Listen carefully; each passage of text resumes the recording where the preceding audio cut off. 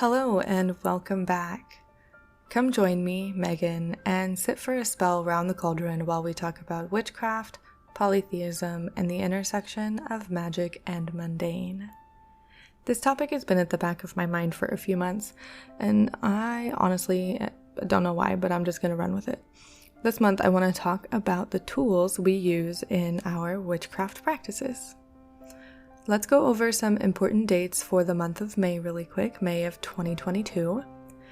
For April, I forgot to mention that there were actually 2 new moons of the month, so if you're listening to this when it goes live on April 30th, 2022, happy second new moon, happy solar eclipse if you can see it, and happy May Day Eve. That's right, we are already approaching Bealtaine, or Beltane for my Wiccan friends. Bealtaine is on May 1st. Depending on where you are in the world, May also has 2 moons, one of them being the last new moon of April. So just double check based on your location. But the other new moon for May is on May 30th, and then the full moon falls on May 16th. As always, a wonderful shout out to my patrons on Patreon. Thank you so much for your support. It truly means the world to me, and I thank you from the bottom of my heart. If you'd like to help support the show, feel free to join me on Patreon for as little as $1 a month and get patron-exclusive perks and content. With that being said, let's get into the show.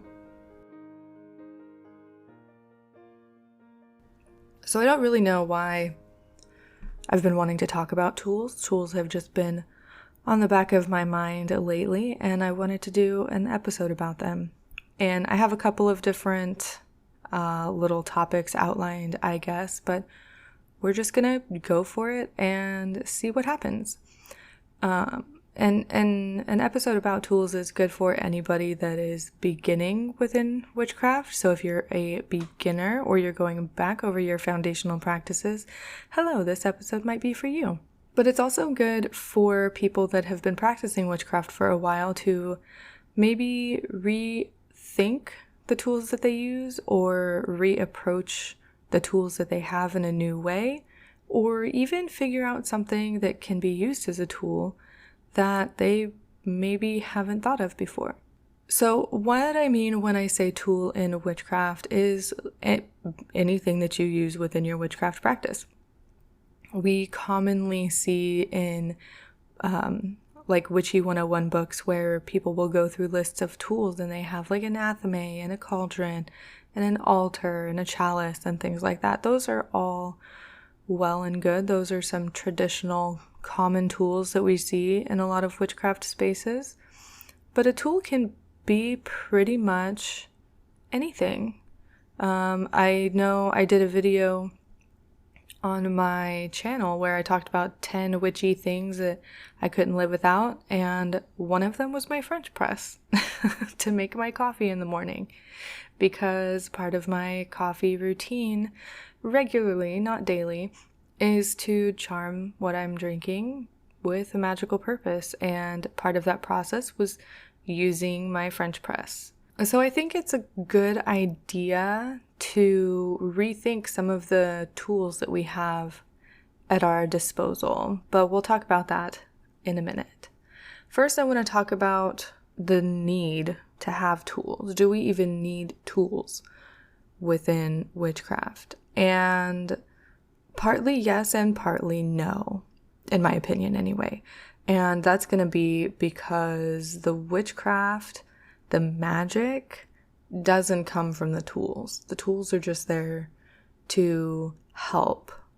Or, if you have a connection with the spirit of the tool, it's as a spirit ally, it's there to lend its assistance or, whatever you have set up with that particular tool. But it's common for anyone that is coming into a witchcraft space to feel like they need to get all of the tools all at once. And no, you don't have to do that. Not at all. Especially if you're not really following any sort of tradition where, your altar has to be set up in a specific way with very specific tools on it in specific,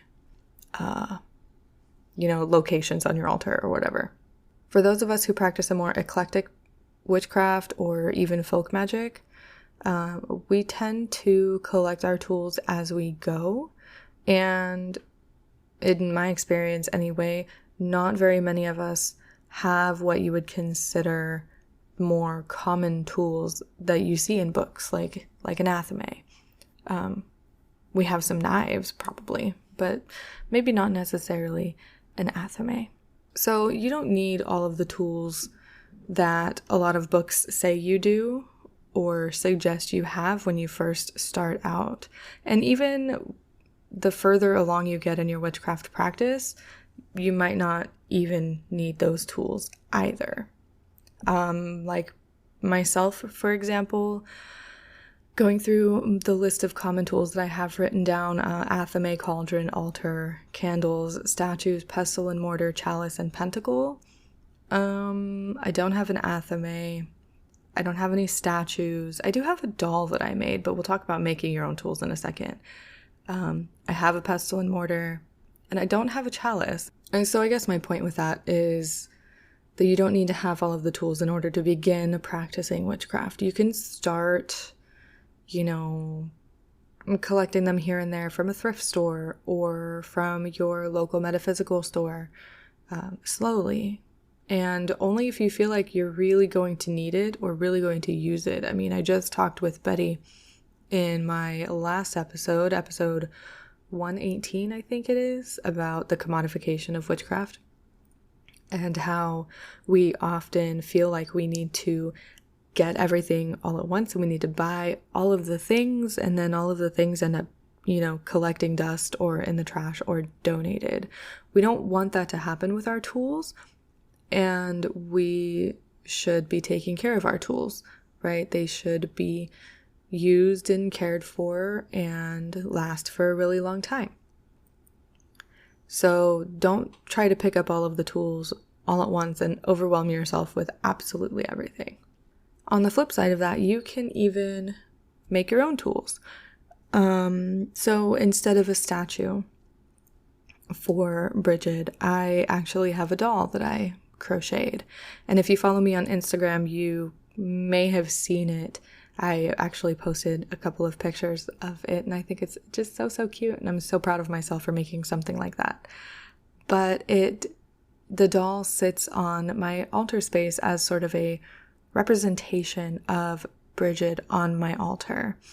And, if I could afford to have all of the space and all of the statues, I would, because there are some amazing statues out there, but they're expensive. And I feel like making my own actually brings more connection to Bridget, because yes, I made it as a representation of her on my altar space, but I also dedicated the act of creating it to her as an offering. And it sits on my altar. I talk to it. I take care of it. I make sure it's clean, and I make sure that she has space on my altar. And so I think if you have the skills, and you don't even have to be good at it, but if you have the skills and the ability to make your own tools, I think that's going to be much more effective than one that you buy in the store. And that's not to say that the ones that you buy in the store are, not good enough, or what am I trying to say?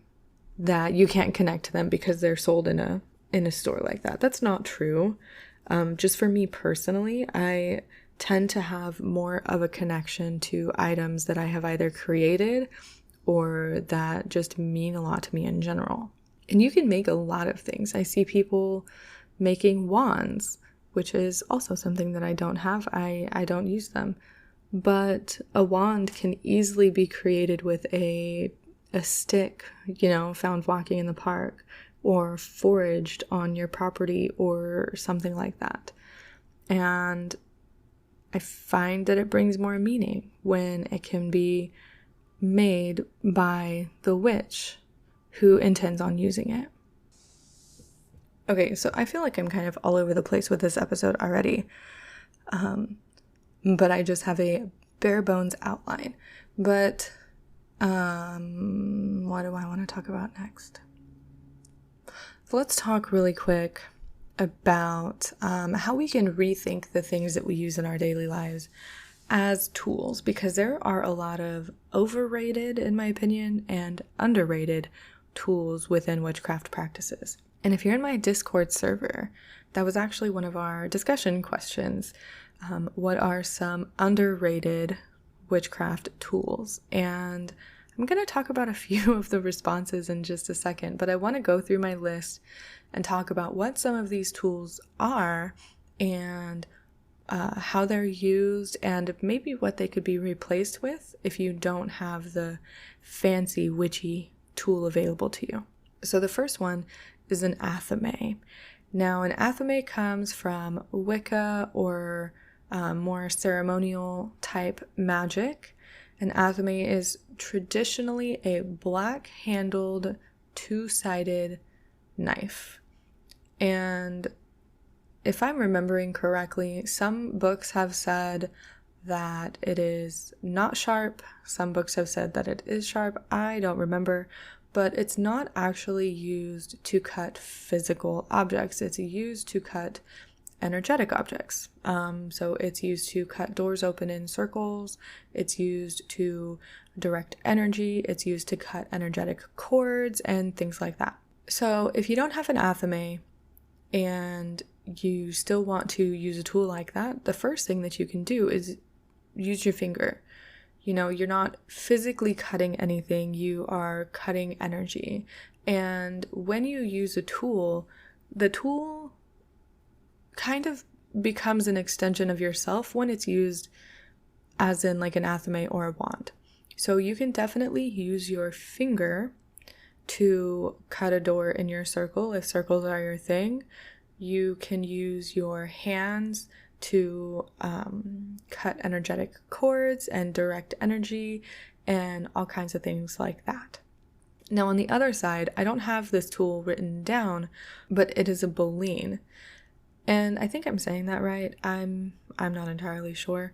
But a boline is the sharp object that is used to cut ritual items, physical items like herbs and whatnot.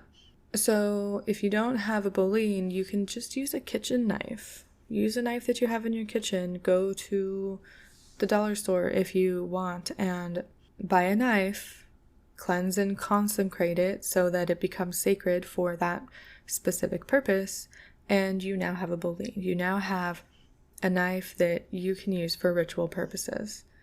And the point of cleansing and consecrating it is to make it sacred, is to give it that sort of status, I guess you could say, as a magical tool. And then once you consecrate something, you don't generally want to use it for anything outside of that specific purpose because you have now made it sacred. So let's say you do a lot of kitchen magic.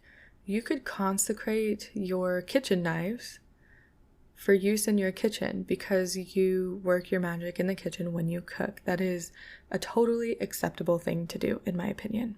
The next tool that's on my list is actually a cauldron.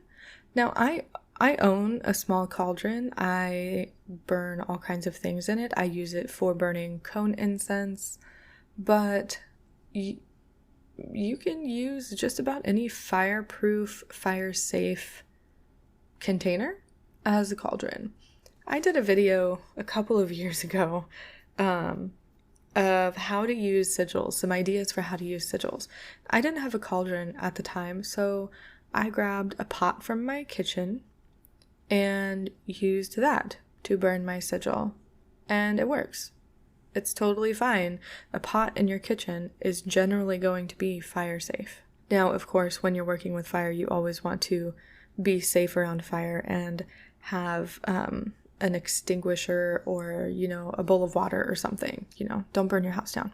But even if you don't want to use a pot, if you have like a fire pit or some way to have a fire and all you're trying to do is burn something, that would generally work. A cauldron is one that I think is really easy to find a mundane replacement for, I guess you could say. Now for an altar, this is going to vary depending on who you are, the type of magical system that you practice, and what you have available to you. I have 3 specific altars. 2 of them are on the same surface. 1 of them is on a separate surface. But an altar can be any flat surface that you decide to use. So one of those flat surfaces is my dresser, the top of my dresser. Another flat surface is a shelf. You can, get small shelves and use them as an altar space. Use the space that you have available to you. So if you have a bookshelf, for example, you can use the shelves of a bookshelf as an altar space. You can use your kitchen counter as an altar space. You can create an altar space on the floor. If you don't have space to have a physical altar, I have seen people use things like Pinterest to create devotional altars for deities, where they gather pictures and it becomes a sort of sacred act, putting this electronic or digital altar together for the deity in question. But an altar is a really easy one to find a sort of mundane replacement for. And it doesn't necessarily even need to be an altar. For example, if you do a lot of work at your desk can become an altar space. You can make your desk a sacred space set up specifically for prosperity or abundance or wealth or whatever it is that you want to focus on while you're sitting at your desk. I even consider some of the spaces where I keep my crafty tools, my yarn and my crochet hooks, as sacred, depending on what it is that I'm working on or sometimes how I'm even feeling that day. I'm not sure if I'm going to go through all of these. I might end up talking for like an hour. But I do want to cover quickly candles, a pestle and mortar, and a chalice. So candles are a staple in a lot of people's practices, and for good reason. Fire is primal. Fire is one of those 4 classical elements, and a lot of people do their witchcraft by fire. And there is something to be said about the ambiance created by many candles lit around you in a dark room. It's just perfect. But not everybody can work with fire. Not everybody can have candles available. Not everybody has candles available to them. And there are electronic options. Now, I can't speak to the effectiveness of using an electronic candle in all spell replacements or in all spells as a replacement because I have honestly never done it. But I do know that people have used electronic candles as replacements for representations of elements or just to create that sort of ambiance, like I said earlier, to create the environment to get you into the mindset for whatever magic you're doing. A pestle and mortar is an easy one, in my opinion, to find a sort of mundane replacement for. Think about what the purpose is of a pestle and mortar. It is used to grind things into a powder. It is used to get things to a smaller consistency, right? There are a few different non-witchy tools that you can use to get the same effect, and they are much better for people who don't have the ability to use a pestle and mortar. For example, using a pestle and mortar for a long period of time, depending on what it is that you're using it for, can affect a person's hands that has arthritis or any other sort of joint issues. Myself included, using a pestle and mortar can be really difficult. But a coffee grinder can do the same thing, and generally much faster. Even a food processor can do the same thing if you have enough material to put in it. I've never used a coffee grinder to do it because I don't have one, and I'm not just going to go out and buy one just so I can test it out. But I have used a food processor to powder eggshells. I've also used a blender to powder eggshells. I don't recommend it. It gets stuck in the bottom. But if you have different herbs and stuff, I'm sure you could use a blender too. Now, the last one that's on my list is a chalice. And literally a chalice is a cup. A special cup, of course, but it is a cup nonetheless. A vessel for holding liquids and libations. Use one that you already have in your cabinet. Go to the dollar store and buy one of their fancy looking glass ones and decorate it yourself if you don't like it being plain. Or see what you can find at your thrift store as far as a vessel for your libations. It doesn't have to be a fancy $50 chalice that you find at the metaphysical store. Like, yes, those are great. They're beautiful generally. But $50 for a chalice isn't accessible for a lot of people. And you have mundane swaps at your disposal. So I've gone through some of the common witchy tools that we see, but I want to talk about rethinking our tools. And I know I mentioned this a little bit at the beginning, but one of the discussion questions in my Discord server has been, what are some underrated witchy tools that people either don't think of or they don't notice? Someone said air. And, I think that's valid. A lot of people cast their spells by fire or even earth and forget that you can also utilize the element of air to get your work done. It could be a little different because air is not something that we can see. However, we can use our breath. We can utilize the wind, even smoke or feathers if they can be, if they can be gotten ethically, Also legally. Check your laws if you have feathers. It is illegal in some places to collect fallen feathers from birds. But air is an underrated tool. We don't see a lot of people talking about how to use air within witchcraft. Even a fan, an electric fan can be used for witchcraft purposes. A friend of mine answered this question with lentils. And I immediately was like, okay, I need you to explain this to me because I don't understand, or I don't see how lentils can be a tool within witchcraft. And then after they explained it to me, I was like, oh, duh, of course, we use rice. But they said that lentils can be put in spell jars and shaken for energetic purposes. They can be used as offerings. They can be used in workings for like wealth and prosperity. But in some places, they're also connected to death. So it just depends.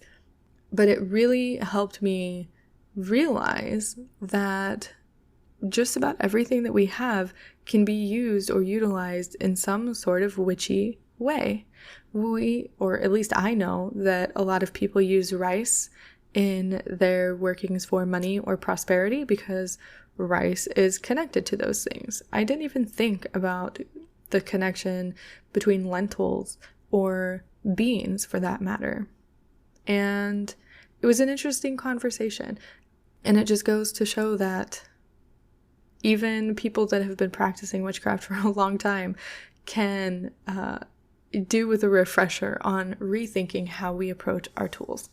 And so once you have your tools, I think it's important to have a connection with the things that we use regularly within our practice, not necessarily the things that we might use once or twice. Like for myself, the pestle and mortar, I don't generally use it very often because it hurts and I don't have a lot of herbs that I'm grinding up or powdering. But I do have more of a connection to my divination tools, my tarot cards and my oracle decks. I have more of a connection to my OM stones that I created, which if you want to see that process and you're not subscribed to me on YouTube, you should go subscribe to my channel, because I did a whole video explaining what OM is and showing the process of creating my OM stones. But, you know, it's important to me to have the connection with the tools that I'm using on a regular basis. And in order to do that, you just have to use them. You have to be mindful when you're using them too. And this is going to depend too on how you view tools, if you are an animist, or if you just view tools as objects for you to use for your witchcraft practice. You know, that's totally valid. But I think having a connection to the things that we use can also help us, not buy unnecessary things, or what am I trying to say? Have a closer sort of working relationship with the tools that we have. And I know sometimes some of the things that we use might not feel sacred. They might not feel like a tool. But if you're going to practice witchcraft with it, often, you might want to consider consecrating it. Make it sacred, cleanse it, and perform a little ritual and sort of dedicate it to its purpose. I have a couple of extra sizes of specific crochet hooks, and I have considered consecrating them and dedicating them to spiritual work only. I haven't done it yet, but it is something that I've considered. I believe Thorn Mooney also has done this with some of her pens, because she actually has said that she writes all of her books by hand before she gets them into a computer and edits them, and it is a spiritual process for her. So her pens are consecrated as sacred. And I just think that's super interesting, and it's a super great way to approach the things that we use within witchcraft, especially if we use them regularly. So all in all, I know this particular episode has been kind of short, but I don't know. I've been wanting to talk about tools within witchcraft for like 2 months now, and I don't even think I covered everything in the way that I wanted to, but that's okay.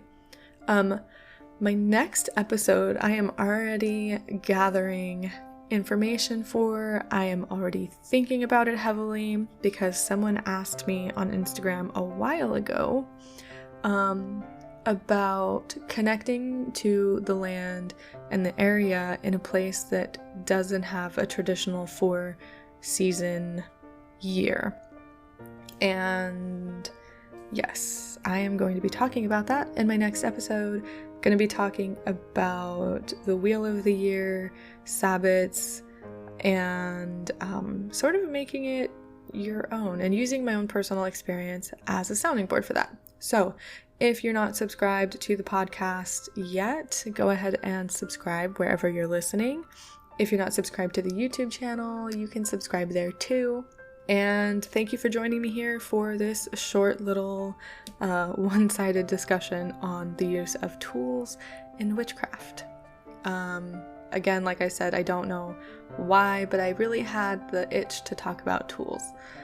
I hope it was enlightening, both if you're new to witchcraft or not so new. Remember that it's okay to replace your tools with more mundane ones, and it's totally fine to just work with what you have. So let's go ahead and draw our card for the month of May. I actually received a new oracle deck, or I didn't receive it, I bought it. It is called the Spirits and Shadows Oracle deck. I will leave a link to it in the show notes, but I highly recommend checking it out. It is an indie deck created by an artist, two artists, Jay Edward and Heather Neal, and it is just gorgeous. So I'm going to go ahead and shuffle, and we will pull a card and see what we get.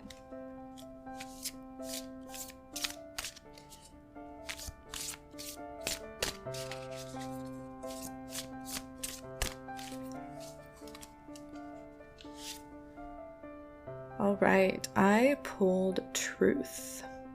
I'll go ahead and I'll try to remember to post a picture of the card on Instagram, or in my newsletter. If you're not subscribed to my newsletter, the link for that is in the show notes. But truth. So right off the bat, truth has a sword in it, and the sword is standing in a stone. And it reminds me to like stand in truth, because the sword is standing by itself. It is stuck in a stone, it looks like, on its own, surrounded by some black and gray looking fog. The key words that the artist has attached to this card are authenticity, bravery, and honesty, which I would expect honesty because the card's called truth. But it says that truth tells you to speak your mind even when it's difficult. What you need to say may be ill-received. There is freedom in being honest with others. Always act in accordance with your own values. Make sure you're being honest with yourself about a situation or relationship in your life. Do not deceive yourself because you're afraid of what you might lose. And I think that is an amazing message. So ask yourself if there's something you're not being honest about, whether to others or yourself, and why that is.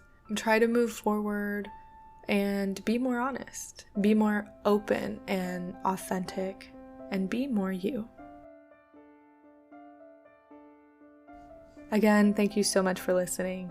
If you have comments, questions, or suggestions, please reach out to me. My contact information is always in the show notes, and you can find me on social media.